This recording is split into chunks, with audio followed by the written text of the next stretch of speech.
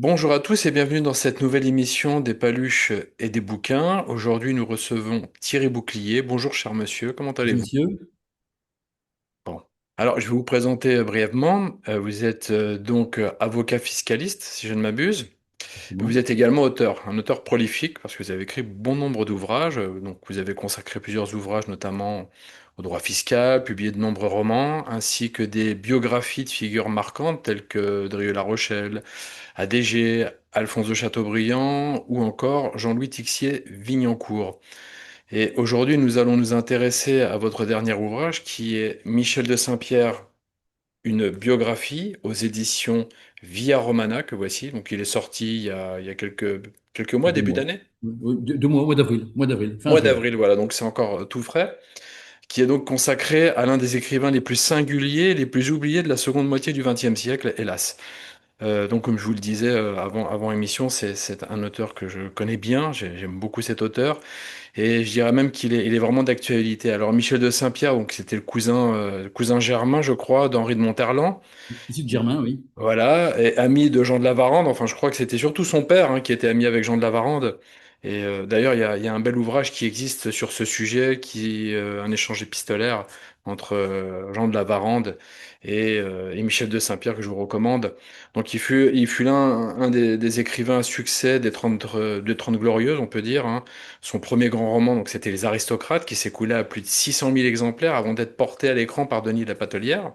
Effectivement. C'était joué avec Pierre Freinet, il me semble, Oui. d'ailleurs. Maurice René. Ouais, voilà, c'est ça, Maurice Renet, qui était jeune à l'époque. Donc, c'est un écrivain d'une prose ample, élégante et poétique, et il est l'auteur de nombreux romans, nouvelles et essais. Au cours de sa vie, il eut l'occasion de rencontrer trois papes, donc c'est pas rien. Témoignage de la place singulière qu'il occupait dans le monde catholique de son époque, profondément engagé, il s'opposa avec vigueur aux réformes issues du Concile Vatican II et entretint des liens étroits avec Monseigneur Lefebvre ainsi qu'avec l'abbé Coache. En 1964, donc, il publie Les Nouveaux Prêtres, un roman aux allures de pamphlet dénonçant ce qu'il considère comme une infiltration marxiste au sein de l'Église. L'ouvrage donc provoque un véritable séisme dans les milieux catholiques. Sa vertu cardinale était le courage. Toute sa vie, Michel de Saint-Pierre s'engagea dans les combats qu'il estimait essentiels, parfois pris de profondes contradictions. Son soutien au sionisme surprendra notamment nombre de ses lecteurs ainsi que la fraternité Saint-Pédis. On le retrouve également aux côtés de Jean-Louis Tixier-Vignancourt dans le combat pour l'Algérie française, ou encore dans la défense du patrimoine religieux, prolongeant plus d'un demi-siècle après Maurice Barrès et la Grande Pitié des Églises de France, le combat en faveur des églises françaises. Donc restez avec nous, abonnez-vous, car vous allez découvrir un écrivain qui était marquis. Oui, c'était quelqu'un d'une grande lignée, dont les analyses, les engagements et les interrogations résonnent aujourd'hui avec une étonnante actualité. Je dis cela parce que on a eu récemment le sacre de quatre nouveaux évêques au sein de la fraternité sacerdotale Saint-Pédis, et vous allez voir au cours de l'émission ce qu'il en a été. Donc, alors, comment Michel de Saint-Pierre, donc c'est cette première question, comment Michel de Saint-Pierre a-t-il pu être oublié, lui l'auteur à succès, dont bon nombre de ses romans furent portés au petit et au grand écran? Alors, je crois que Michel de Saint-Pierre fait partie de ces écrivains qui, malheureusement, une fois décédés, rentrent dans un long purgatoire et sont effectivement presque oubliés, puisqu'effectivement, Michel de Saint-Pierre est décédé en 1987.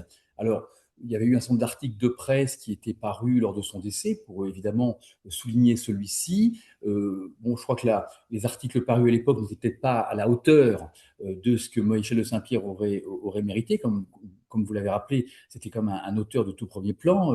Vendre 600 000 exemplaires des aristocrates, ça fait pâlir un grand nombre d'auteurs. Mais voilà, on peut dire que Michel de Saint-Pierre n'est peut-être plus un écrivain à la mode. Il a sans doute été un petit peu dans les années 1970, mais effectivement, après son décès, il est certain que son engagement politique, son engagement religieux n'a pas aidé à ce que sa mémoire soit entretenue.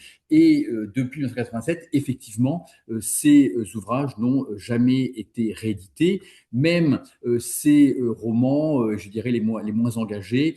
Je pense par exemple à un très très beau roman que moi j'aime beaucoup, qui s'appelle L'Accusé, qui était paru en 1972. C'est un roman, je dirais, qui était presque en avance sur son temps. Ce roman aurait mérité d'être réédité, mais malheureusement, ce n'est pas le cas. Donc effectivement, j'espère que cette biographie va aider un petit peu Michel de Saint-Pierre à sortir du purgatoire littéraire dans lequel il se trouve depuis près de 40 ans. Parce qu'effectivement, je crois que les gens de ma génération, voire les gens plus âgés ou un tout petit peu plus jeunes, l'ont lu avant son décès, ne l'ont pas oublié, mais il est vrai que c'est un nom qui ne parle plus du tout aux jeunes générations. Alors, d'après vous, quelles en seraient les causes de cet oubli? Alors, moi, je crois que la cause essentielle, c'est effectivement ce que je disais, c'est son engagement religieux avant tout. Hein. Il a eu un engagement politique, mais je dirais qu'il faudrait mettre plus en avant l'engagement religieux.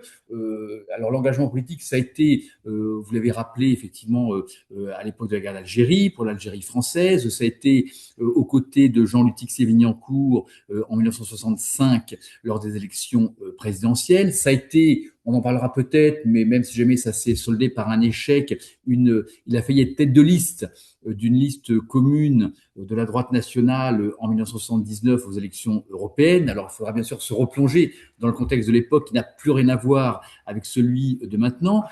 Il a été très engagé en 1983 et 1984 pour la défense de l'école libre, lorsqu'il y avait eu le fameux projet de réforme d'Alain Savary, ministre de l'Éducation nationale de François Mitterrand.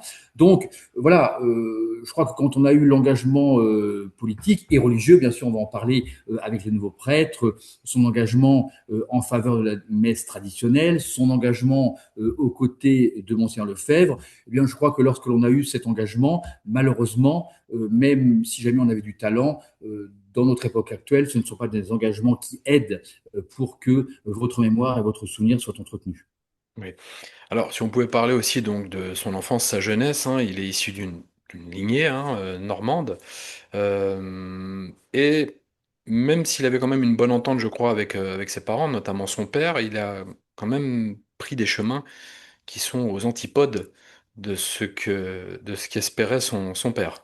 Oui, alors effectivement, donc Michel de Saint-Pierre s'entendait très très bien avec ses parents. Lui-même disait qu'il ne croyait pas au conflit des générations, il l'a jamais vécu.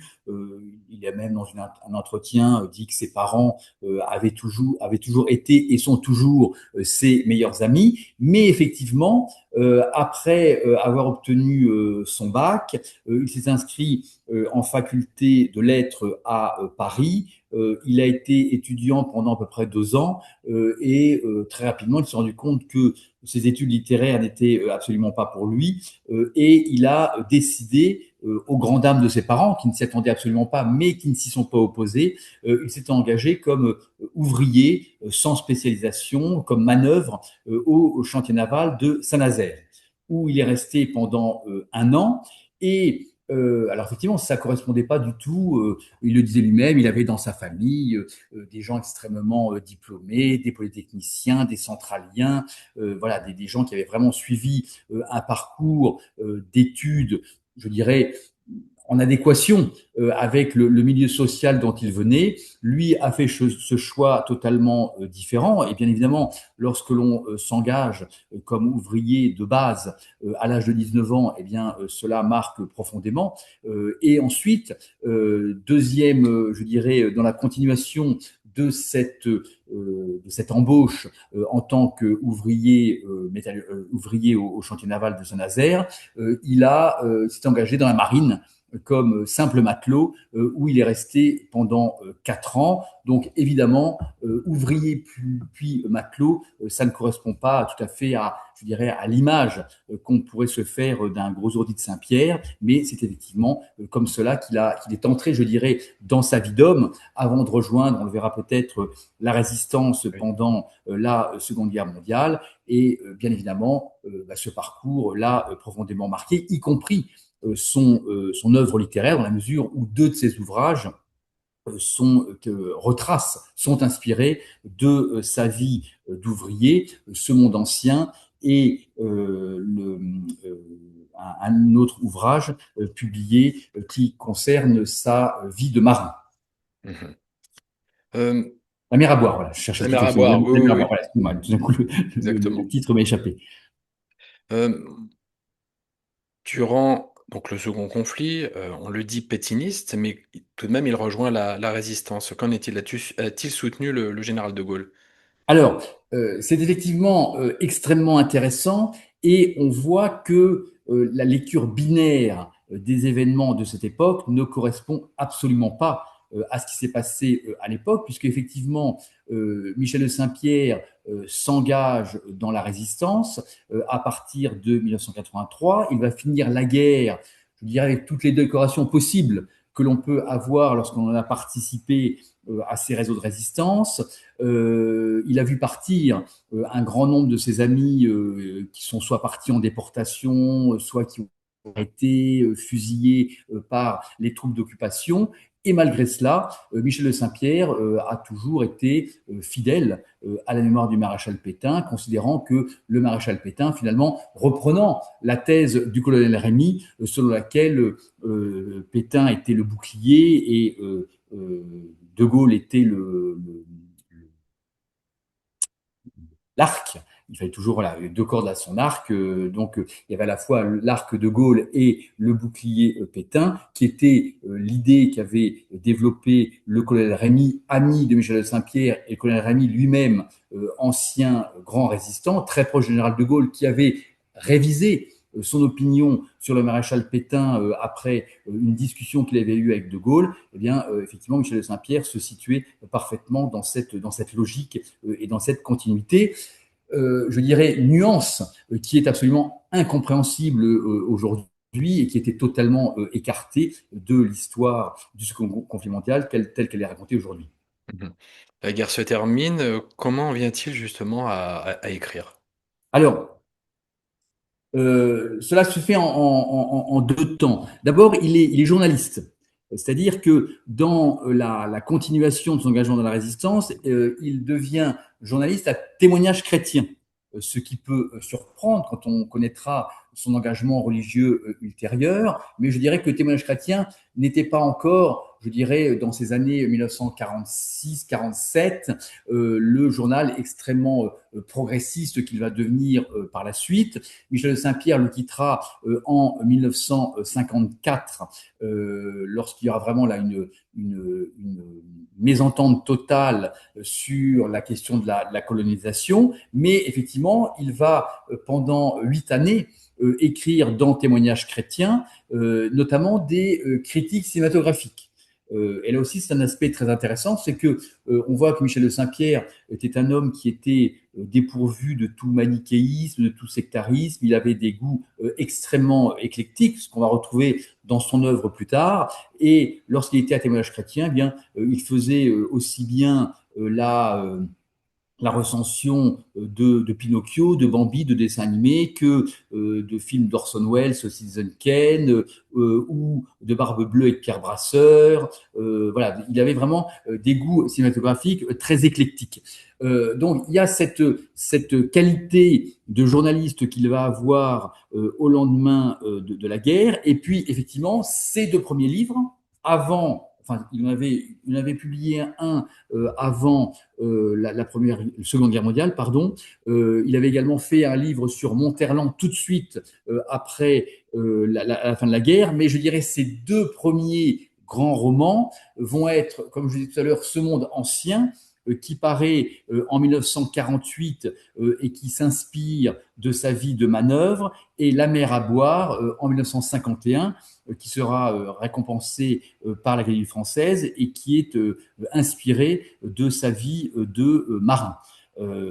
Et donc, ce sont ces deux premiers romans, mais qui vont avoir du succès, hein, surtout La mer à boire, parce que, comme je disais, sera couronné par l'Académie française, mais son premier grand livre, qui va véritablement le faire connaître, qui va faire de lui un écrivain populaire au bon sens du terme, c'est, comme vous l'avez rappelé tout à l'heure, Les aristocrates, inspirés, même si jamais en exergue du livre, il dit que les personnages sont totalement inventés et qu'il ne s'inspire pas de la réalité. En réalité, il s'inspire très largement de plusieurs membres de sa famille. C'est le fameux livre Les Aristocrates, qui, comme vous l'avez rappelé, non seulement sera un grand succès de librairie, un très grand succès de librairie avec 600 000 exemplaires vendus, mais également un grand succès cinématographique puisqu'il sera porté à l'écran, comme vous l'avez rappelé, par Denis Lapatelière, avec Pierre Freinet dans le rôle principal, et Maurice Ronet et Georges Écrière.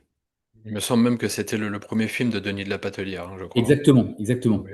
Alors, qu'est-ce qui fait que ce roman s'est vendu justement à 600 000 exemplaires? C'était pas rien, hein, quand même. Qu'est-ce qui en fait, quelle est la trame et surtout qui en fait un roman à succès? Alors, je dirais deux choses. Tout d'abord, un très beau style, hein. Vous voyez, c'est un livre qui a maintenant près de 60 ans, mais vous pouvez le relire, qui n'est pas du tout démodé dans la façon dont il a été écrit. Et puis, il y a effectivement, je dirais, cette dualité où on voit une famille qui est un petit peu, qui est tiraillée entre son souhait de vouloir rester fidèle à ses traditions, à ses origines. Donc ça, c'est surtout, je dirais, le père, le marquis de Maubrin, qui lui, voilà, ne veut absolument pas entendre parler de la modernité et qui veut, je dirais, rester l'aristocrate qu'il a toujours été dans son château de Bourgogne, même si malheureusement le château commence à tomber en ruine parce que malheureusement les moyens financiers ne sont plus là. Donc il y a cette volonté, cet ancrage dans la tradition, et puis les enfants qui, sans vouloir renier l'héritage familial, se disent qu'il y a une nécessaire adaptation au monde moderne qui doit être effectuée. Et effectivement, cette confrontation permanente entre ce souhait de vouloir rester totalement fidèle aux traditions et la nécessaire adaptation au monde moderne, eh bien, cette dualité fait tout l'intérêt du roman et encore une fois, allié à une forme romanesque très bien menée, a contribué à faire le succès de ce roman. On est bien loin aujourd'hui de ce genre d'attitude, on va dire. On parlait d'Henri de Monterland. Quels étaient leurs rapports justement? Parce que je crois qu'ils étaient un peu Alors, liés. bon, Monterland était beaucoup plus âgé que Michel de Saint-Pierre. Il était effectivement le cousin issu de Germain de Michel de Saint-Pierre. Et ils étaient à la fois très proches et tous les deux, je dirais, d'un tempérament assez colérique. Donc, je dirais que il y avait souvent des étincelles entre eux, des disputes, des brouilles, des réconciliations, mais Michel de Saint-Pierre aimait beaucoup Henri de Monterland, et malgré le fait qu'effectivement ils aient été très proches l'un de l'autre, malgré le fait qu'ils se soient beaucoup écrits, puisque Monterland va écrire à Michel de Saint-Pierre le jour même de son suicide, eh bien Oui.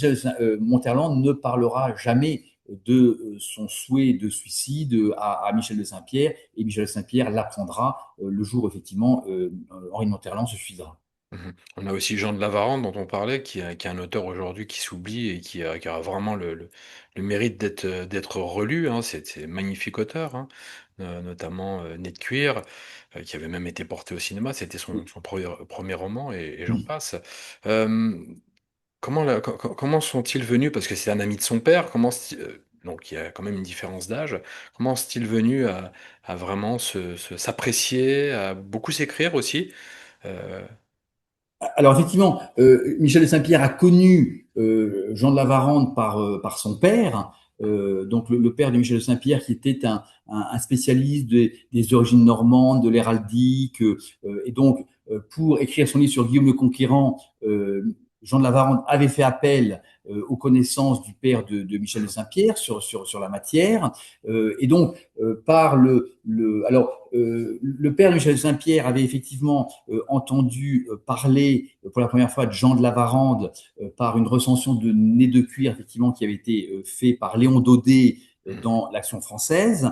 Michel de Saint-Pierre avait également lu cette recension et il raconte que après avoir lu la recension, il s'est dit ce livre doit être barbant. Bon, et puis finalement, il a lu le livre, il a été enthousiasmé par ce livre qui est absolument un livre magnifique ouais. et Jean de Lavarande ayant consulté ensuite le père de Michel de Saint-Pierre pour écrire son livre sur Guillaume le Conquérant, eh bien, Michel de Saint-Pierre a rencontré Jean de Lavarande et malgré cette différence d'âge, eh bien, ils ont été très proches l'un de l'autre et Jean de Lavarande n'a cessé d'encourager Michel de Saint-Pierre à écrire, devinant très vite que Michel de Saint-Pierre serait le grand écrivain qu'il est effectivement devenu.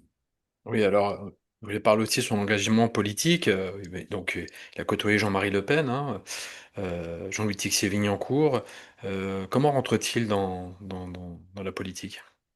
Alors, il y rentre véritablement donc en 1965, lorsque Jean-Louis Tixier-Vignancourt se présente à l'élection présidentielle. Donc les élections présidentielles ont lieu en décembre 1965 et au mois de mars, il y a des élections municipales à Paris. Et le comité Tixier-Vignancourt, ce qu'on appelait à l'époque le comité TV, décide de présenter des listes à Paris, des listes par arrondissement, enfin les listes regroupées 2 ou 3 arrondissements, et Michel Saint-Pierre est tête de liste, est une de ces têtes de liste, il ne sera pas élu, mais les listes feront à peu près 10% des voix, ce qui était un score tout à fait honorable, et ce qui avait laissé envisager que Tixier-Vignancourt pourrait réaliser un score proche de ces 10%. Malheureusement, Tixier-Vignancourt a été concurrencé en dernière minute par Jean Le Canuet. Alors, Jean Le Canuet, il est évident que les auditeurs les plus jeunes ne se souviennent pas de Jean Le Canuet. Jean Le Canuet était un centriste, il était maire de Rouen et il a fait une campagne extrêmement, un petit peu, il était surnommé Dent Blanche parce qu'il avait un sourire, voilà, avec ses dents blanches et on le comparait un petit peu à Kennedy. Voilà, il y avait Kennedy, un peu je dirais, le playboy aux États-Unis, et Le Canuet avait un petit peu cette image. Voilà, on le comparait un petit peu à Kennedy. Et Le Canuet a décidé en tant que candidat anti-gaulliste, hein, parce que voilà, il faut bien se souvenir qu'à l'époque, les centristes n'étaient pas du tout en odeur de sainteté avec le général de Gaulle, et donc Le Canuet est un candidat anti-gaulliste, à l'image de François Mitterrand, qui était également candidat en 1965, à l'image de Jean-Louis Tixier-Vignancourt, et malheureusement, eh bien, Le Canuet a concurrencé en dernière minute Tixier-Vignancourt et un certain nombre de personnes qui étaient prêtes à voter pour Tixier-Vignancourt, eh bien, au dernier moment, se sont ralliés à la candidature de Jean Le Canuet. Jean Le Canuet qui a fait 15%. Et malheureusement, Tixier-Vignancourt, ayant vu son électorat siphonné par ce candidat centriste, lui a fait un peu plus de 5%, alors qu'il s'attendait à faire le double, le triple de ce score. Et malheureusement, on peut dire que la candidature de Le Canuet a été totalement inutile, n'a débouché absolument sur rien, et en parasitant celle de Tixier-Vignancourt, eh bien, a empêché finalement le courant national de se développer tel qu'il aurait dû se développer à l'époque. Donc, Michel de Saint-Pierre connaissait Jean-Louis Tixier-Vignancourt, qui était un grand avocat, hein, qui était le grand avocat de l'époque. On se souvient de sa plaidoirie remarquable en faveur du général Salan, qui avait permis à Salan de ne pas être fusillé. Donc, Michel de Saint-Pierre avait une grande admiration pour Jean-Louis Tixier-Vignancourt en tant qu'homme et en tant qu'avocat. Donc, c'est la raison pour laquelle il avait accepté d'être candidat aux élections municipales de Paris et de le soutenir sans aucune réserve pour les élections présidentielles. Et ce qu'il faut noter, c'est que Tixier-Vignancourt donc échoue, même si 5,09%, c'était 1 200 000 voix. C'était pas non plus totalement ridicule, mais quand on s'attend à faire 15 et qu'on fait 5, eh bien, on considère que c'est un échec. Et le comité de Tixier-Vignancourt va exploser au lendemain des présidentielles de 65. Ça va notamment être la rupture, la brouille entre Le Pen et Tixier-Vignancourt. Et Michel de Saint-Pierre, lui, va rester aux côtés de Tixier-Vignancourt. Vous voyez, c'est pas un homme à abandonner ses amis dans l'échec. Tixier-Vignancourt va tenter de relancer sa carrière politique en 67 en créant un nouveau parti, l'Alliance républicaine pour les libertés et le progrès. Michel de Saint-Pierre n'en sera pas véritablement membre, mais il participera à un certain nombre de réunions de ce mouvement qui présentera des candidats aux élections législatives de 1967, mais ce sera sans lendemain et je dirais que ce sera la fin de la carrière politique de Tixier-Vignancourt, qu'il essaiera de relancer en 79, on en parlera peut-être avec la liste de l'Eurodroite, à laquelle effectivement Michel de Saint-Pierre aura un rôle à jouer. Ah, il y a la question de l'Algérie française aussi avec ces personnages. Alors, effectivement, une des raisons pour lesquelles Michel de Saint-Pierre connaissait Jean-Luc Texier-Vignancourt, c'est que au moment de la guerre d'Algérie, ils étaient tous les deux engagés dans la défense de l'Algérie française. Et une fois la guerre terminée, Michel de Saint-Pierre va publier en 1963 un livre aux éditions de la Table Ronde qui s'appelait Plaidoyer pour l'amnistie, puisque même si effectivement la guerre d'Algérie s'est terminée en 1962, l'année suivante et puis les années qui ont suivi, un certain nombre de personnes, militaires ou civiles, qui s'étaient engagées en faveur de l'Algérie française, étaient toujours derrière les barreaux. On avait encore quelques centaines de prisonniers politiques. Et donc Michel de Saint-Pierre a publié ce livre pour demander l'amnistie totale des militaires et des civils qui étaient encore en prison, leur seul crime étant d'être restés fidèles à la parole qu'ils avaient donnée. Il y a également dans ce livre quelques très beaux passages sur le sort des harkis, sur les camps qui s'étaient mis en place lorsque les harkis sont revenus d'Algérie. Donc voilà, on voit bien que par rapport à l'engagement politique de Tixier-Vignancourt, Michel de Saint-Pierre était tout à fait en phase avec lui. Alors, Michel de Saint-Pierre était un catholique convaincu. Comme nous le disions en préambule, il a quand même rencontré trois papes, ce n'est pas rien, surtout pour un auteur. Euh, Quelle était sa rencontre avec donc le pape Pie XII? Alors, effectivement, Michel de Saint-Pierre demande à rencontrer le pape Pie XII, le pape Pie XII qui lui accorde une audience, et notamment ce que Michel de Saint-Pierre, avant d'écrire Les Nouveaux Prêtres, avait fait une très belle biographie de Bernadette, de Sainte Bernadette, qui était d'ailleurs la première biographie qui a été consacrée à Sainte Bernadette. Le pape Pie XII avait lu cette biographie et donc Michel de Saint-Pierre avait demandé une audience au pape Pie XII. Il lui a d'ailleurs remis ce livre sur Sainte Bernadette. Et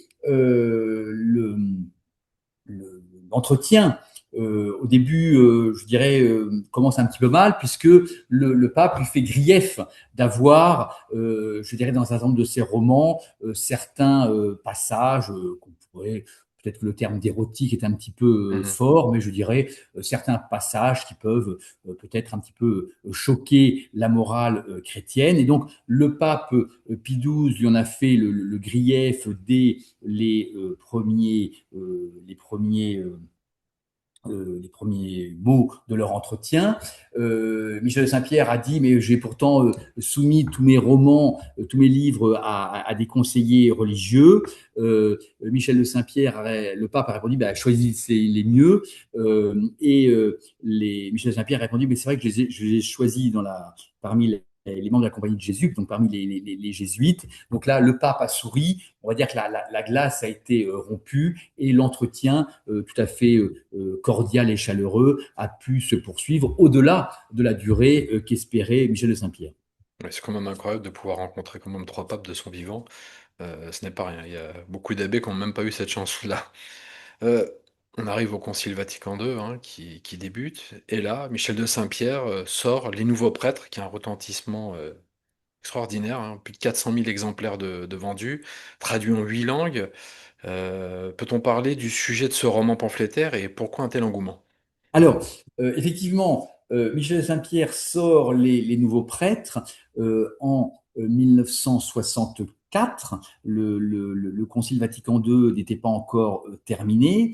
Et dans ce roman, Michel de Saint-Pierre dénonce l'infiltration marxiste au sein de l'Église de France où il met face à face un prêtre, l'abbé Paul de Lens, qui était, je dirais, un prêtre tout à fait traditionnel. On parlait peut-être pas encore de traditionnaliste à l'époque, mais je dirais tout à fait traditionnaliste dans sa façon d'exercer son apostolat, dans la façon de célébrer la messe. Et puis, face à lui, ces fameux nouveaux prêtres, totalement acquis à une pastorale nouvelle, ayant presque troqué le capital de Marx à la place de l'Évangile. Et donc, c'est cette confrontation entre ces deux prêtres que Michel de Saint-Pierre va mettre en scène. Et le livre va effectivement faire scandale. Il va faire l'objet d'un véritable tir de barrage de la part, je dirais, de la frange la plus progressiste du clergé, de la part de la Croix, de la part du témoignage chrétien, de la part du Monde, y compris et même de Figaro. Voilà, donc, il y a vraiment un tir de barrage où Michel de Saint-Pierre est accusé de falsifier la réalité, de mentir, d'attaquer les prêtres, d'attaquer l'Église, et finalement d'avoir absolument tout inventé et d'avoir voulu faire peut-être d'un ou deux cas particuliers une généralité. Alors, ce qu'il faut savoir, c'est que Michel de Saint-Pierre avait cette particularité, avant d'écrire un livre, y compris ses romans, il faisait toujours une enquête de terrain. C'est-à-dire que ce n'était pas un écrivain de salon ou un À la écrivain de Zola. bureau. Il allait véritablement enquêter, il allait écouter, il allait regarder, il allait poser des questions. Et ce n'est qu'une fois qu'il s'était véritablement imprégné sur le terrain de son sujet qu'il décidait d'écrire. Et pour les nouveaux prêtres, eh bien, il avait quasiment élu demeure plusieurs mois, si ce n'est une année entière, dans ce qu'on appelait à l'époque la banlieue rouge, la banlieue de Paris, et il est allé à la rencontre de prêtres, de paroissiens. Il a assisté à des messes, il a assisté à des réunions paroissiales, à des réunions syndicales. Il s'est procuré tous les bulletins paroissiaux qui pouvaient exister à l'époque. Et après cette immersion au sein du clergé de la banlieue parisienne, il a écrit son livre. Donc, voilà, c'était pas du tout, je dirais, un livre écrit de manière un petit peu lointaine sur du qu'en dira-t-on. Non, c'était véritablement le résultat d'une enquête, même si effectivement le livre reste un roman. C'est un roman, je dirais, tout à fait réaliste qui s'ancrait dans la réalité de l'époque. Alors, je vais vous le présenter. Voici, ça c'est un grand papier, hein, donc Les Nouveaux Prêtres, qui était aux éditions La Table Ronde, qui était, qui était une excellente maison d'édition, une des meilleures, on va dire, à l'époque.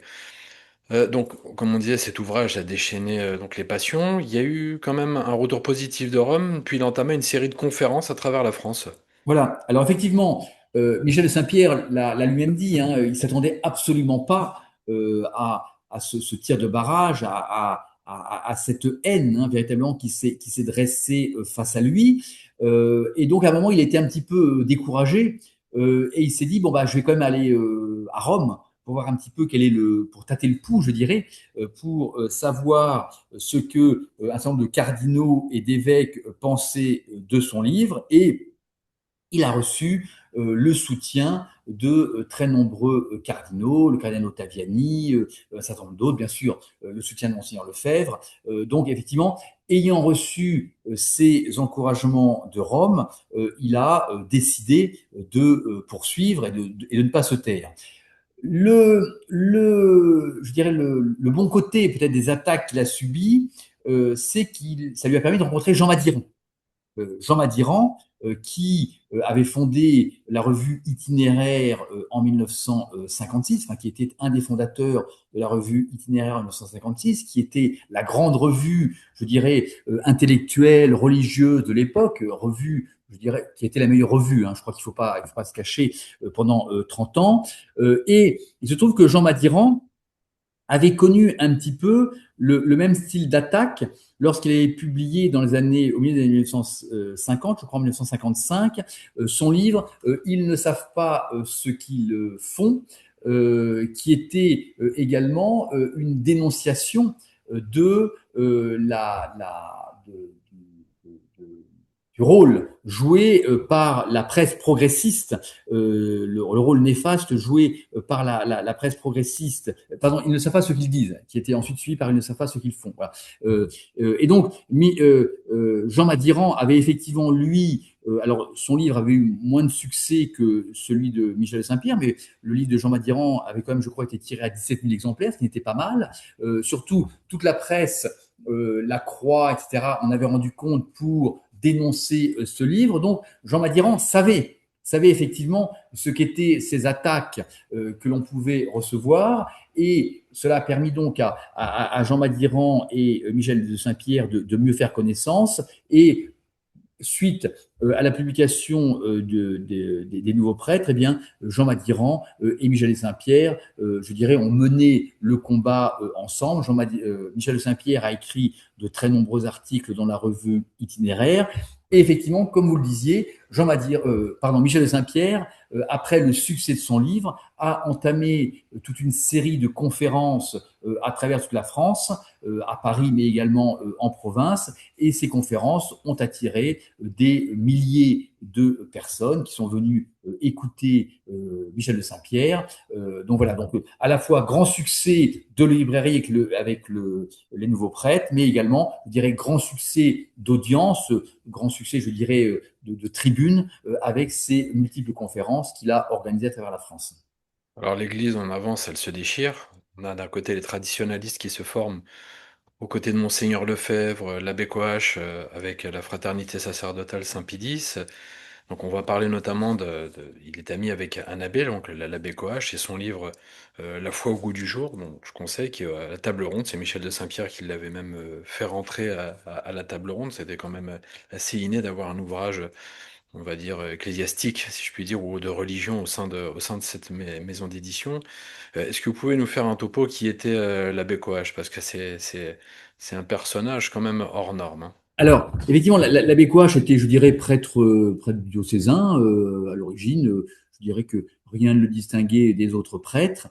Et lorsque il a effectivement eu toutes les réformes liturgiques, l'abbé Coache, lui, bien a dit que, évidemment, il conservait sa soutane, il restait fidèle à la messe traditionnelle, et donc il était prêtre dans l'Oise. Bien évidemment, il n'a pas tardé à se heurter à son évêque, voilà, son évêque qui a tout fait pour le destituer, pour qu'il ne puisse plus organiser de procession le jour de la fête de Dieu, qu'il ne puisse plus célébrer la messe de son ordination.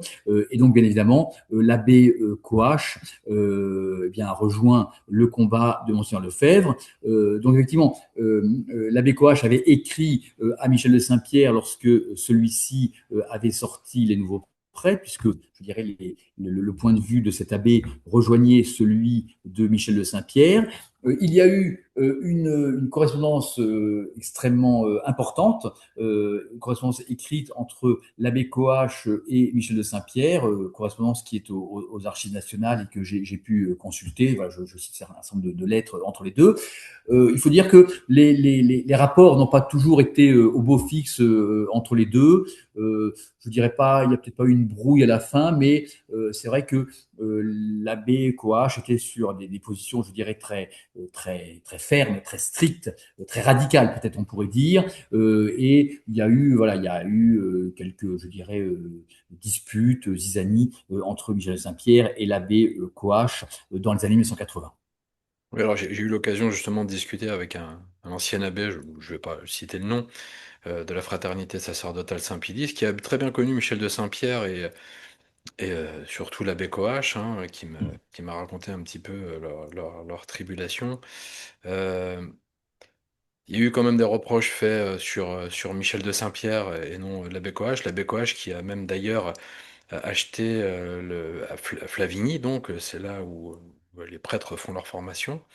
Donc c'était un monsieur qui était vraiment, enfin un abbé qui était vraiment investi dans ce qu'il faisait. Euh, et puis il y a Monseigneur Lefebvre. Donc Monseigneur Lefebvre, ce n'est pas n'importe qui, hein. On en parle aujourd'hui, vu qu'il y a eu comment dire, le sacre de quatre nouveaux évêques, et puis il y a eu le sacre d'autres évêques qui avait été fait en 1988. Mais avant tout, je voulais savoir quels étaient les rapports entre Michel de Saint-Pierre et Monseigneur Lefebvre. Alors, voilà, effectivement, ce qui est intéressant, c'est quand on se replonge dans toute cette époque, c'est que on se rend compte que finalement, la réaction, voilà, on va dire traditionnaliste, si on veut, pour simplifier, au départ, ce sont des laïcs. Hein. Vous voyez là, je parlais tout à l'heure de Jean Madiran, 1956 itinéraire, ils ne savent pas ce qu'ils font, ils ne savent pas ce qu'ils disent. Voilà, ce sont des laïcs qui, dès le départ, sentent qu'il se passe quelque chose dans l'Église de France, qu'un mauvais vent est en train de souffler. Lorsque Michel de Saint-Pierre publie les nouveaux prêtres, le Concile Vatican II est toujours en cours, mais je dirais que voilà, Monseigneur Lefebvre, lui, est à Rome. Il essaye que ce concile se déroule le moins mal possible. Il essaye d'influencer un certain nombre de textes et de décisions qui vont être prises, mais finalement, ce sont les laïcs qui sont vraiment, je dirais, sur le terrain et qui se rendent compte vraiment qu'il y a quelque chose qui ne va pas. Et bien évidemment, lorsque Monseigneur Lefebvre va être appelé en 1972 pour fonder le séminaire des cônes, que l'on va aller le chercher pour dire voilà ce qui se passe dans les séminaires, il faut faire quelque chose parce que la vocation de prêtre est en danger, il faut que tous ces prêtres puissent avoir une bonne formation et que Monseigneur Lefebvre va décider, je dirais en quelque sorte, de reprendre les armes, hein, de reprendre le combat, parce que il faut bien voir que Monseigneur Lefebvre, il était déjà relativement âgé à cette époque, et moi, c'est mon sentiment, mais je dirais que peut-être il n'était peut-être pas destiné à faire ça. Je veux dire, Monseigneur Lefebvre, c'était un évêque à la retraite qui avait déjà eu un très très beau parcours, notamment lorsqu'il était évêque en Afrique. Bon, peut-être qu'il avait peut-être un repos bien mérité qui l'attendait, mais voilà, il décide donc suite à ces prêtres qui viennent le chercher, à ces séminaristes qui viennent le chercher, de fonder Ecône, et bien évidemment, le combat de Monseigneur Lefebvre en faveur du sacerdoce, en faveur de la messe traditionnelle, va rejoindre celui de Michel de Saint-Pierre. Et à partir des années 1970 jusqu'au décès de Michel de Saint-Pierre, eh bien, les deux hommes seront extrêmement proches, même si on va peut-être le voir, leur approche, notamment des réformes liturgiques, ne sera pas tout à fait la même, mais là encore, il y a une correspondance extrêmement riche, extrêmement importante entre Michel de Saint-Pierre et Monseigneur Lefebvre, et on voit bien toute l'affection que Michel de Saint-Pierre portait à Monseigneur Lefebvre, et réciproquement l'affection et l'estime que Monseigneur Lefebvre portait à Michel de Saint-Pierre. Je me rappelle l'épitaphe de Monseigneur Lefebvre, j'ai transmis ce que l'on m'a appris. Donc c'était vraiment, vraiment très simple, mais c'est vraiment cela. On peut parler aussi de l'association donc Credo, qui a emmené jusqu'à Rome justement tous ces laïcs, Monseigneur Lefebvre, et puis notamment cet abbé que je connais qui m'a parlé, qui était parmi cette délégation. Il m'a un peu retranscrit ce qui s'est passé le jour en allant voir le pape, ce nouveau Voilà. pape. Alors, effectivement, Michel de Saint-Pierre décide de fonder une association pour la défense du sacerdoce, pour la défense de la messe traditionnelle, qui était l'association Credo. Et lorsque Michel de Saint-Pierre annonce la fondation de cette association, il le fait dans le cadre d'une conférence de presse avec Monseigneur Lefebvre à ses côtés. Et l'association Credo va être l'association qui va organiser le premier pèlerinage, on va dire traditionnaliste à Rome, avec Monseigneur Lefebvre. Donc c'était en 1972, je crois, Oui, 73, oui, je je n'ai plus crois à peu près. exactement l'année en tête. Mais voilà, il faut bien voir que l'association Credo était une association tout à fait distincte et différente de la fraternité Saint-Pie X. Et Monsieur Lefebvre voilà, ne considérait pas que l'association Credo devait parler en son nom.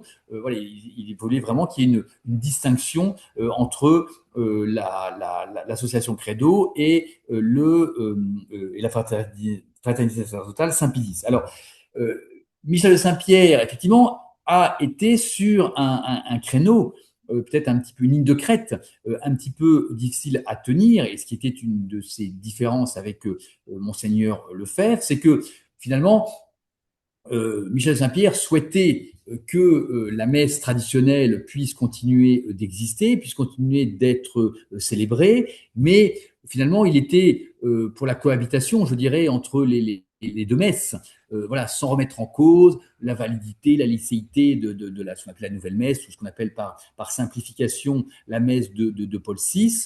Donc là, oui, il y avait une petite différence. Je dirais, il était moins, entre guillemets, encore une fois, radical que pouvait être la fraternité de Saint-Pédis par rapport à la messe Paul VI. Voilà, je dirais que Michel de Saint-Pierre se faisait le défenseur de la messe traditionnelle sans attaquer outre mesure la messe Paul VI, même si effectivement il dénonçait tous les abus, notamment dans les années 70, que cette messe a pu générer, voilà, que ce soit la guitare, les hosties qui étaient distribuées dans des tupperwares, enfin voilà, évidemment toutes ces excentricités, Michel de Saint-Pierre les a dénoncées, y compris dans ses ouvrages, mais voilà, alors et ensuite, il faut aussi bien voir que Michel de Saint-Pierre n'a pas attaqué Paul VI. Il a bien évidemment défendu Monseigneur Lefebvre lorsque celui-ci, avec ce qu'on a appelé le fameux été chaud de 1976, lorsque Monseigneur Lefebvre a été suspendu à Divinis, Michel de Saint-Pierre a défendu, fait paraître une tribune ça pour défendre Monseigneur Lefebvre. Donc, il défendait en permanence Monseigneur Lefebvre, mais en rappelant toujours son obéissance à Paul VI. Voilà. Donc là, il y avait, vous voyez, voilà, peut-être une nuance, une distinction, une différence, une approche qui était quand même très différente ou assez différente de celle de Monseigneur Lefebvre et la famille Saint-Pédis.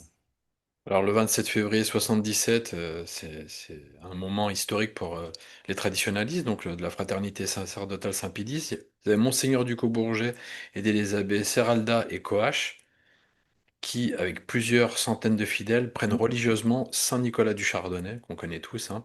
Quel fut donc le positionnement de Michel de Saint-Pierre avec... Alors, dans un premier temps, Michel de Saint-Pierre, peut-être par légalisme, n'approuve pas ce qui se fait à Saint-Chardonnay. Je dirais, voilà, André Figueras a rappelé ça dans un de ses livres qu'il avait consacré à Monseigneur Ducos-Bourget, où voilà, il rappelle que Michel de Saint-Pierre était un petit peu hésitant au départ, mais je dirais qu'une fois que Monseigneur Ducos-Bourget, l'abbé Coache étaient, je dirais, installés dans l'église, bien très rapidement, Michel de Saint-Pierre s'est rendu à Saint-Nicolas-Chardonnay à assister aux messes qui étaient célébrées. Voilà, justement, mais il me faisait des conférences, je crois que à la mutualité, là, qui jouxte Saint-Nicolas du Chardonnay. Exactement, exactement. Ouais. Alors, il y a eu sa rencontre aussi avec le dernier pape qu'il a rencontré, c'était Jean-Paul II. Alors, comment cela s'est-il Alors, fait? effectivement, Michel de Saint-Pierre était toujours à l'association Credo. Il avait emmené plusieurs centaines de membres de l'association Credo faire un pèlerinage à Rome.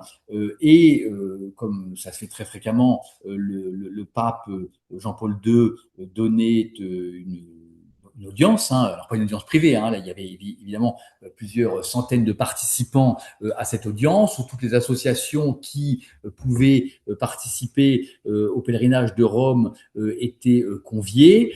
Et donc, le pape Jean-Paul II était là, il y avait un évêque ou un cardinal qui était à ses côtés, qui appelait, voilà, qui disait, voilà, vous avez telle association qui est là, vous avez telle association qui est présente. Voilà, donc Jean-Paul II disait un petit mot sympathique pour chacun des participants. Et puis, l'association Credo, qui était pourtant une des plus importantes participantes à cette audience, eh bien, n'est pas nommée, n'est pas appelée. Michel de Saint-Pierre réussit à se faufiler le plus près possible du pape. Il sent bien que tout est fait pour l'en écarter. Et finalement, il finit par réussir à parler à Jean-Paul II, à lui donner un de ses ouvrages. Donc là encore, il y a une espèce de blocage, hein, pour ne pas que Michel de Saint-Pierre puisse entamer une conversation avec Jean-Paul II. Et puis finalement, Jean-Paul II qui a entendu parler de Michel de Saint-Pierre, commence à discuter avec lui. Michel de Saint-Pierre lui dit, ben voilà, je suis là avec l'association Credo. Alors le pape est très surpris et se tourne vers son collaborateur qui n'avait pas daigné faire mention de cette participation à cette audience de l'association Credo. Et puis, voilà, Michel de Saint-Pierre, un petit peu comme avec Pie XII, Michel de Saint-Pierre va pouvoir discuter de manière un peu plus longue que ce qui se fait habituellement dans ce genre de situation avec le pape Jean-Paul II. Et Jean-Paul II aura des mots tout à fait aimables, d'encouragement, et dira qu'il bénit tous les membres de l'association Credo. Alors, je voulais revenir aussi sur son engagement concernant la sauvegarde des églises de France, hein. Il a écrit un ouvrage à ce sujet qui est vraiment dans la grande lignée de Maurice Barrès avec Exactement, oui. La Grande Pitié des Églises de France, 50 ans avant, hein. Alors, il y a quelque chose quand même qui me chiffonne chez Michel de Saint-Pierre. C'est la suivante. Il avait un château familial avec donc des maisons attenantes et qu'il a gardé, mais il a rasé ce château qui était pourtant en bon état, qui avait été refait, je crois, par un disciple de Viollet-le-Duc. Alors, il y a ça qui me chiffonne, d'avoir rasé quand même un monument qui est historique, hein, si je puis dire, tout en défendant aussi nos églises. Alors, c'est vrai que l'histoire du château, alors effectivement, c'était parce que le château avait déjà été détruit plusieurs fois, notamment à l'époque de la Révolution française. Il avait été rebâti par un disciple de Viollet-le-Duc. Bon. La reconstruction était pas tout à fait réussie, je dirais. Bon, et effectivement, ce château ne plaisait pas à l'épouse de Michel de Saint-Pierre. Et effectivement, Michel de Saint-Pierre a décidé, peut-être aussi pour des raisons financières, hein, de raser ce château, cette reproduction qui en avait été faite, reproduction on va dire de l'original, et de conserver uniquement effectivement les parties annexes. Oui. Alors effectivement, ça peut surprendre. C'est peut-être effectivement un des paradoxes de Michel de Saint-Pierre, mais effectivement, il y a cette histoire effectivement du château qui a été rasé parce que voilà, Michel de Saint-Pierre ne voulait pas le conserver. Oui, puis il y a son combat donc aussi pour les églises de France, hein, parce que je crois qu'il prévoyait d'ici 20 ans je ne sais plus quel était le chiffre, peut-être nous le rappeler, le nombre d'églises qui allaient disparaître. Et il avait raison parce que on voit des églises, c'est assez affolant. Là, récemment, j'ai vu justement un lieu où on pouvait voir le match de foot sur grand écran, la Coupe du Oui, Monde. oui. Alors, Des choses pas possibles. effectivement, son livre, en quelque sorte, est la continuation De de celui de Barès. Barès, publié au début du XXe siècle. Alors, tout à l'heure, on parlait des liens entre Michel de Saint-Pierre et Henri de Monterland. C'est sur une idée, une suggestion d'Henri de Monterland que Michel de Saint-Pierre a décidé de réaliser, d'écrire ce livre. Alors, effectivement, peut-être que le livre est peut-être plus pessimiste de ce qu'a été la réalité, puisqu'effectivement, Michel de Saint-Pierre craignait voilà, donner des chiffres, je ne sais pas exactement en tête, mais voilà, d'églises qui pourraient être appelées à disparaître. Alors effectivement, les chiffres qu'il redoutait ne se sont effectivement pas produits, mais comme vous le rappelez, ce sont tous les ans des églises qui sont alors ou effectivement profanées, comme vous le rappelez, ou tout simplement détruites lorsque elles sont sous la tutelle des communes et les communes n'ont plus les moyens de les entretenir, ou alors plutôt les communes les ont laissées se dégrader et une fois qu'elles sont dégradées, eh bien ils disent on n'a pas les moyens de la réparer donc on la rase, ou effectivement parfois lorsque ce sont des églises qui relèvent de l'évêché, eh bien, notamment pour des églises postérieures à la 1905, eh bien, les évêchés, on a eu un exemple à Bordeaux, moi je suis bordelais, il y avait une chapelle qui était une petite chapelle du Christ Rédempteur, qui était une chapelle qui avait été construite en 1907, et malheureusement, eh bien, il y avait 400 000 ou 500 000 euros de travaux pour réparer cette chapelle, et l'évêché n'avait évidemment pas les moyens de restaurer cette chapelle, donc cette chapelle a été désaffectée, la façade a été conservée, mais au moins, je dirais. Mais derrière cette façade, il n'y a plus d'église, maintenant c'est un parking. Voilà.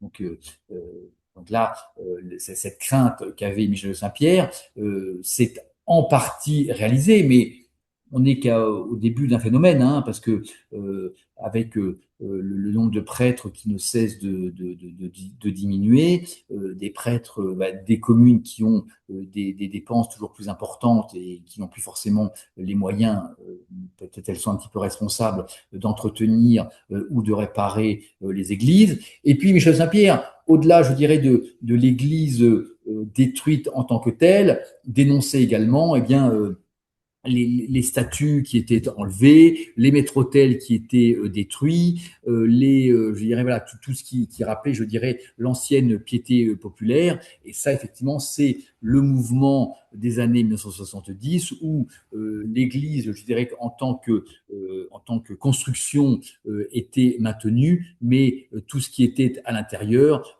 était purement et simplement saccagé pour s'adapter au goût du jour, au goût de l'époque.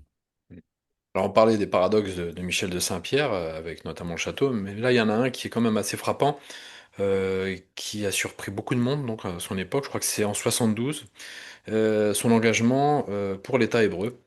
Alors, je vais vous lire quelque chose. Donc, il s'est engagé pour l'État hébreu, donc en tant que chrétien sioniste, hein, si je puis dire. Et il a collaboré même au périodique de la LICRA, donc qui s'est nommé Le Droit de Vivre, Mais, le mouvement contre le racisme et pour l'amitié entre les peuples, donc la MRAP, proche des communistes pourtant, hein. Et Jean-Pierre Bloch, donc qui était on va dire le président de MRAP, l'ICRA, hein, l'ICRA, hein. l'ICRA, oui, excusez-moi, l'ICRA, L'ICRA, oui, l'ICRA, oui, ouais, l'ICRA. n'a pas caché à propos de Michel de Saint-Pierre qu'il préfère un royaliste favorable à Israël à un homme de gauche antisioniste. Je trouve ça donc assez déroutant. Que dirait donc Michel de Saint-Pierre aujourd'hui de ce qui se passe en Israël? Est-ce qu'il aurait même les mêmes positions? Et je voulais rappeler cet ouvrage qu'il a écrit, hein, son roman, Je viendrai sur les ailes de l'aigle, qui s'ouvre notamment avec une citation de Léon Bloy. Donc Léon Bloy, on ne peut pas lui enlever ses qualités extraordinaires d'écrivain, hein, qui rugissait, mais qui pleurait aussi, et qui dit l'antisémitisme est le soufflet le plus horrible que le Christ ait reçu dans sa passion, qui dure toujours, le plus impardonnable, parce qu'il le reçoit sur la face de sa mère. Ça, c'est Léon Bloy, hein, c'est donc l'ouvrage de Michel de Saint-Pierre s'ouvre comme ça. Alors, comment se fait-il que Michel de Saint-Pierre ait pu s'engager, ça a surpris notamment les traditionalistes, pour l'État hébreu, donc l'hégémonie qui vraiment commençait déjà à bien s'étendre, et j'ai envie de dire, que dirait-il aujourd'hui, hein, de cet État qui a fait tomber son masque, hein, qui n'est pas l'État gentil et persécuté comme on a pu l'entendre dire depuis de nombreuses années. Alors, là encore, il faut se remettre dans le contexte de l'époque. Il faut bien voir que ce côté sioniste de la droite, qui aujourd'hui effectivement peut surprendre, finalement n'était pas si marginal que ça dans les années 60 et 70, puisque nous étions, lorsque la guerre des 6 jours éclate en 1967, vous trouvez dans Rivarol un article absolument dithyrambique de Lucien Rebatté en Oui, faveur d'Israël. oui, oui, oui.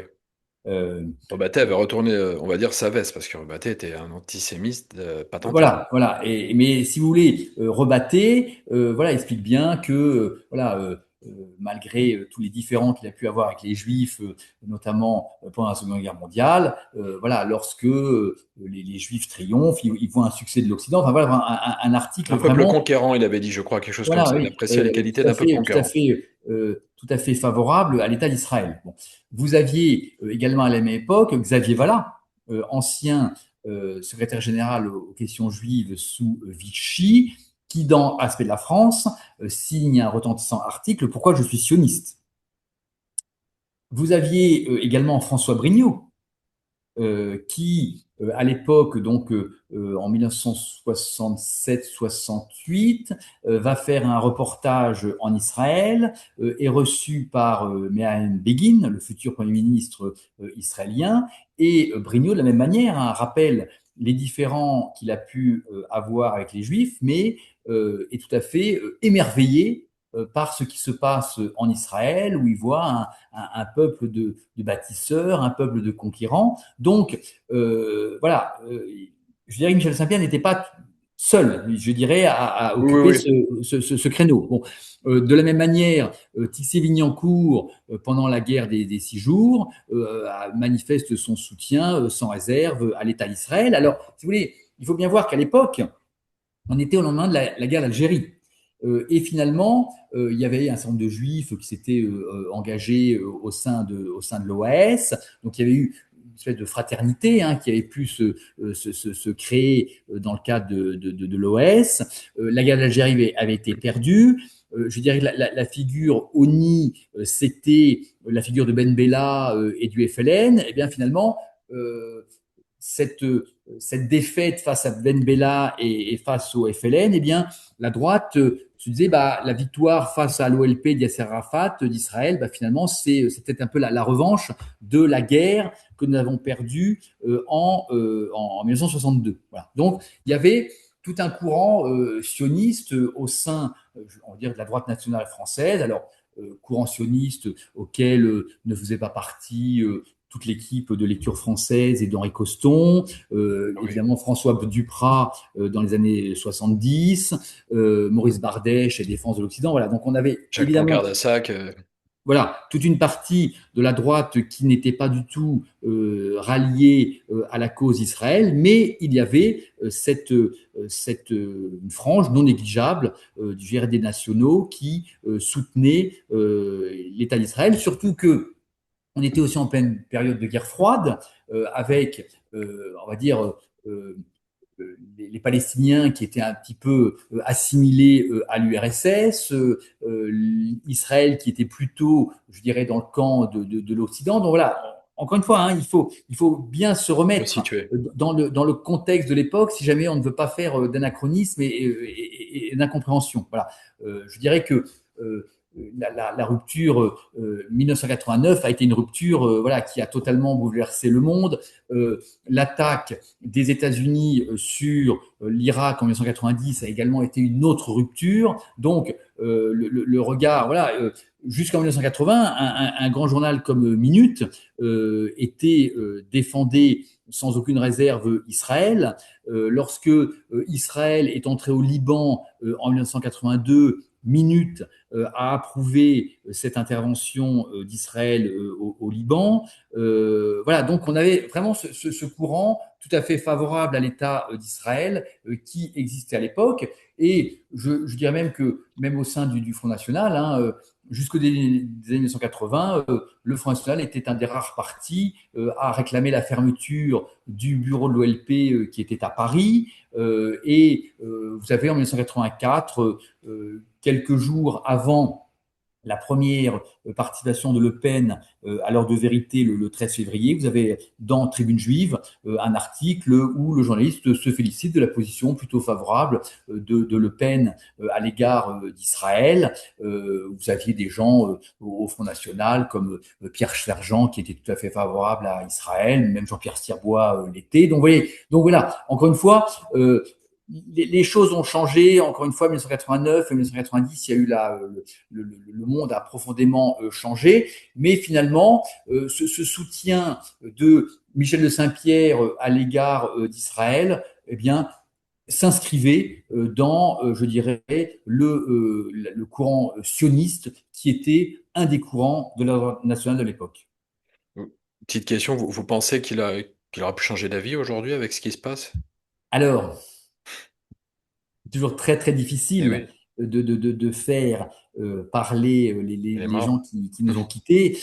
Euh, Connaissant son caractère bien trempé quand même, et avec ses positions, il est probable qu'effectivement, voilà, encore une fois, les années 80 ne sont pas les et années non. 2026 il est tout à fait possible que son opinion ait changé sur la question et que notamment voilà, ce qu'on a connu en Israël, voilà, depuis le 7 octobre, et puis je dirais la répression sans limite exercée par l'État d'Israël, il est tout à fait possible que Michel de Saint-Pierre n'ait pas du tout été, n'ait pas du tout approuvé cela. Peut-être effectivement, alors dans un sens opposé, qui était Bernanos, hein, Bernanos qui au début soutient la rébellion franquiste, et puis face à certaines exactions commises par les franquistes, en oubliant peut-être un petit peu vite les exactions commises par le camp d'en face, eh bien finalement Bernanos écrit ce livre, hein, Les Grands Ah, Systèmes sous la Lune, où ouais. finalement il s'en prend et il dénonce les, La grande pitié des bien-pensants. alors voilà, non, il y a deux livres. Il y avait deux La livres, Grande Peur oui. des Bien-Pensants et La il y a grande Les peur Grands des Cylindres sur bien-pensants. la Lune. C'est Voilà. ça, oui. Et Les Grands Cylindres sur la Lune, c'est effectivement la dénonciation Mm. des crimes, enfin, ou oui, ce qu'on va peut-être appeler crimes, parce qu'il y a, de toute façon, malheureusement, il y a une guerre sans crime, ça n'existe pas, voilà, de certaines exactions qui ont pu être commises du côté franquiste. Donc voilà, bon, voilà, Bernanos, par rapport à sa conscience, voilà, se dit non, voilà, je ne peux pas approuver certaines choses. Bon, il est tout à fait possible que Michel de Saint-Pierre, ayant une fibre bernanosienne, suive le même cheminement par rapport à l'État d'Israël. Oui, certainement. Alors, il arrive un drame, donc il y a un drame qui s'abat sur Michel de Saint-Pierre. Il perd son fils Richard, qui a mis fin à ses jours à l'âge de 25 ans. Et 2 ans plus tard, il écrit Laurent, que voici, qui est un très bel ouvrage, hein. Donc, un petit peu, il va écrire ce livre un peu à l'image de Drieux-La Rochelle avec son ami Jacques Rigaud, hein, dans Feu Follet, qui avait mis fin à ses jours. Mais je pense aussi à Michel Audiard, qui avait perdu son fils, je crois, dans les années, peut-être 25 ans, s'était tué en moto, et qui avait écrit un roman. Il avait intégré ce récit, donc un de roman qui s'appelait La nuit, le jour et toutes les autres nuits, qui est vraiment touchant, je vous recommande. Donc Michel Audiard, hein. Comment l'auteur, qui avant tout donc fut père, exprima donc cette lourde perte à travers ce livre. Alors oui, effectivement, là, j'ai fait moi ce parallèle avec Drieux-La Rochelle lorsqu'il perd son ami Jacques Rigaud, où là, Drieux-La Rochelle explique il avait impérativement besoin d'écrire ce livre, c'était nécessaire et que sa peine, sa douleur l'a fait écrire ce livre d'un seul trait. Effectivement, bah, Michel de Saint-Pierre a eu besoin après le décès de son fils, donc qui s'est suicidé, d'écrire ce roman. Roman qui n'a pas forcément plu à tous les membres de la famille, voilà, qui ont estimé que peut-être que Michel de Saint-Pierre n'aurait pas dû l'écrire, peut-être par pudeur, voilà, bon. Mais lui, Michel de Saint-Pierre, a eu besoin d'écrire ce livre, et effectivement, c'est un de ses beaux romans, peut-être pas le meilleur, mais quand même un Mhm, très beau mais roman c'est touchant. des années 1970. Alors, je peux vous lire un petit extrait. Donc, c'est Laurent fréquente une bande de jeunes de son âge sur laquelle un vieux professeur de droit, Grenu-Chazelle, inspiré de l'écrivain Jean Paulac, porte un regard désabusé. Je plains les étudiants actuels. Rien ne les passionne, rien ne les retient. Pas d'engagement. La spiritualité au muséum. Et si parfois la mystique les captive encore, ils rejettent en bloc l'Église, ses dogmes et son enseignement, de sorte qu'ils sont aussi incapables de véritable athéisme que de véritable foi. Ces jeunes pratiquent l'amour qu'ils nomment libre, mais ils n'en sont pas heureux pour autant. Gavés de musique, ils appartiennent à la génération du bruit, un bruit permanent qui absorbe leur liberté et qui les boit comme une sangsue, un bruit servant à masquer les questions fondamentales auxquelles ils se dérobent, ne voulant pas entendre la petite voix qui est en chacun de nous, perpétuelle, d'où puis-je venir, où vais-je? Je trouve cet extrait assez parlant justement de ce qu'était Oui, Michel alors de Saint-Pierre et de effectivement, sa pensée. c'est un diagnostic que Michel de Saint-Pierre faisait. Le livre est de 1980. 1980, on était à l'époque du giscardisme, où effectivement, je dirais, à cette époque, le seul horizon qu'on proposait, c'était ou le marxisme ou le giscardisme. Donc effectivement, je dirais, c'était pas des horizons bien séduisants et pour donner un avenir d'espoir à la jeunesse de l'époque. Et bon, il est évident que ce diagnostic extrêmement sévère, euh, aujourd'hui on n'est plus à l'époque du marxisme ou du giscardisme, mais je dirais que les alternatives qui sont proposées à la jeunesse actuelle ne sont guère plus brillantes. Et on finirait sur, donc en 1986, Monseigneur Lefebvre, donc on revient sur Monseigneur Lefebvre, expose son intention de sacrer donc de nouveaux évêques sans mandat pontifical. Et donc à ce moment, il y a une discordance avec Michel de Saint-Pierre Voilà. qui Alors, naît. effectivement, là, il y a plusieurs lettres de Michel de Saint-Pierre. Alors, toujours sur un ton très respectueux, Oui, où Michel de Saint-Pierre, voilà, pour lui, considère que la solution aux différends qui opposent Monseigneur Lefebvre au Vatican ne passe pas par les sacres.